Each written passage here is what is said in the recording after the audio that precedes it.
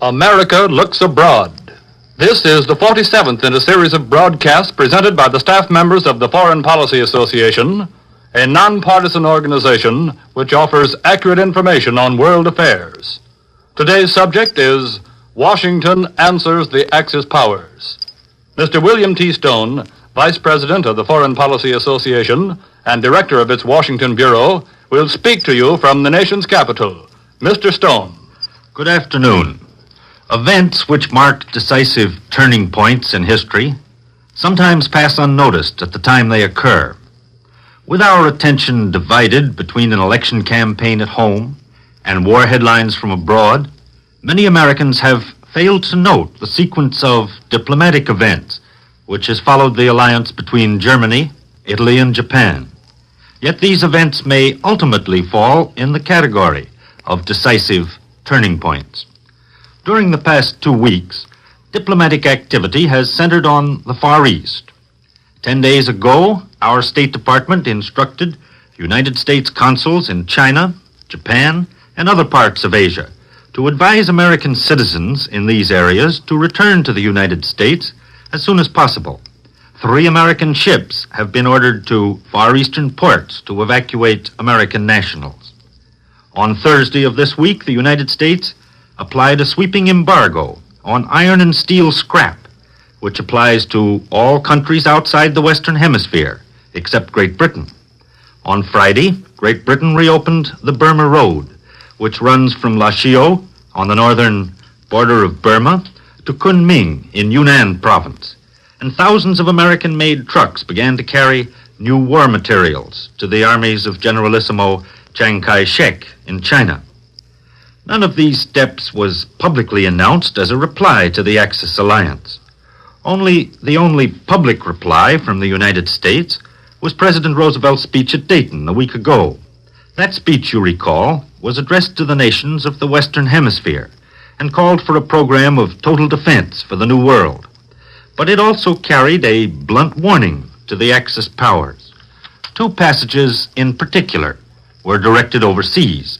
In one, the President flatly rejected the doctrine of appeasement and declared that no combination of dictator countries in Europe or Asia will stop the help that we are giving to almost the last free people, now holding them at bay. In the second passage, President Roosevelt declared that when we speak of defending the Western Hemisphere, we include the right to the peaceful use of the Atlantic Ocean and of the Pacific Ocean. Now, in reading this final passage, many diplomats in Washington and perhaps elsewhere asked a significant question. Did the President mean that the United States was determined to keep war away from the New World by building a defense so strong as to guarantee access to both the Atlantic and the Pacific in any possible contingency? Or did he mean something more than a system of hemisphere defense, backed by a 2-ocean navy and an air force second to none? Was he proposing another doctrine based on the old principle of military strategy that the offense is the best possible defense?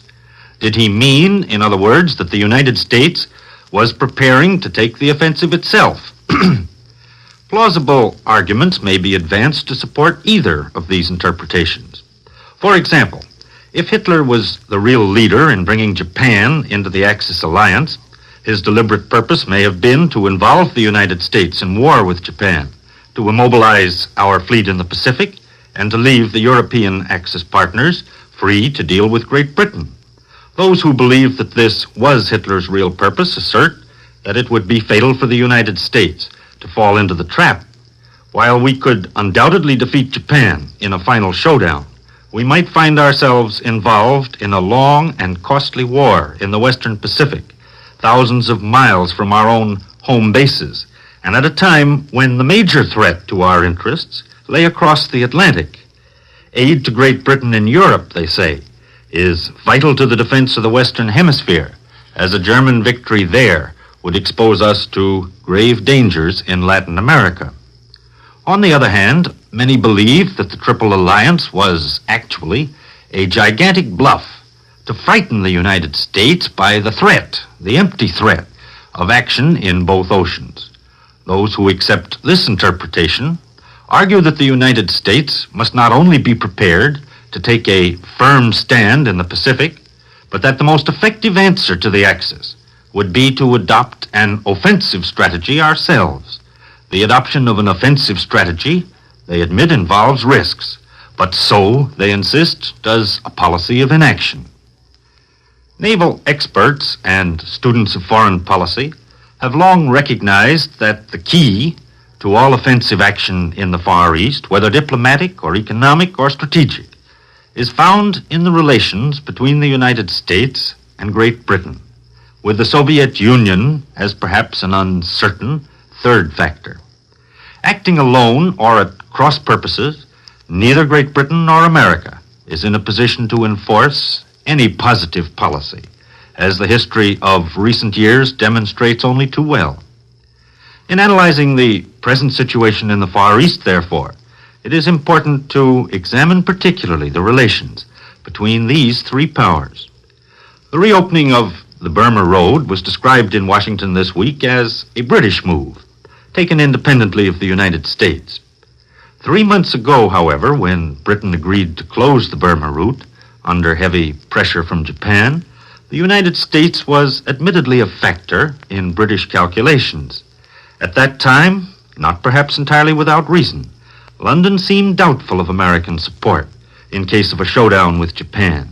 Then, as now, the American fleet was based in the Pacific, but immediately after the collapse of France in June, fears of a possible German victory in Europe held Washington's eyes on the Atlantic, and Great Britain, without what she regarded as full assurance of American support, fell back on her oldest principle of empire defense, which is never to become involved simultaneously in her three vital areas, the Atlantic, the Mediterranean, and the Far East. The decision last week to reopen the Burma Road, which has become a symbol of aid to China, is accepted as tacit evidence, at any rate, of a new willingness in Washington to take the lead. There have been other indications of parallel action between the United States and the British Empire. On the same day that the State Department advised American citizens to return from the Far East, for example, the Canadian government imposed an embargo on the export of copper to Japan. On the same day, the Department of Agriculture in Washington announced that export bounties or subsidies would be discontinued at once on all shipments of wheat and flour consigned to China and Hong Kong, presumably because such shipments had been reaching Japanese armies in China. 2 days later, President Roosevelt signed an important act granting him authority to requisition war materials, including airplanes and machine tools needed for our own national defense. This authority was promptly used by American officials in the Philippines to recapture a shipment of military airplanes on their way to Siam. At the same time, in London, the British Undersecretary for Foreign Affairs, Mr. Richard Butler, in answer to questions in the House of Commons, told the House that matters of considerable importance had been canvassed in certain talks touching cooperation in the Pacific. Presumably, these talks referred to the recent conversations between Lord Lothian, the British ambassador in Washington, Mr. Richard Casey, the Australian minister, and our own State Department officials. While no decisions have been announced, speculation has centered on the possibility of a naval base agreement in the Pacific, under which the United States would have access to the great Singapore naval base and other harbors in the East Indies and Australia. In other words, if Britain and the United States are really determined to take the initiative in the Far East, they must be prepared to back up their economic and diplomatic moves by concerted fleet action. It is well recognized that owing to its lack of impregnable bases in the Far East, the United States could not carry on single-handed operations in the Western Pacific. In this connection, it's interesting to recall the testimony of Admiral J.K. Taussig before the Senate Naval Affairs Committee last spring. Admiral Taussig declared at that time that if the Navy did have access to the harbors and inland waters of Great Britain and the Dutch East Indies, it would be in a position, in his opinion, to undertake successful naval operations against Japan in that area. This view was never officially supported by the Navy Department, but it seems to be shared by perhaps a majority of the naval experts in Washington. For the moment, the parallel steps taken by Washington and London have had a sobering effect in Tokyo.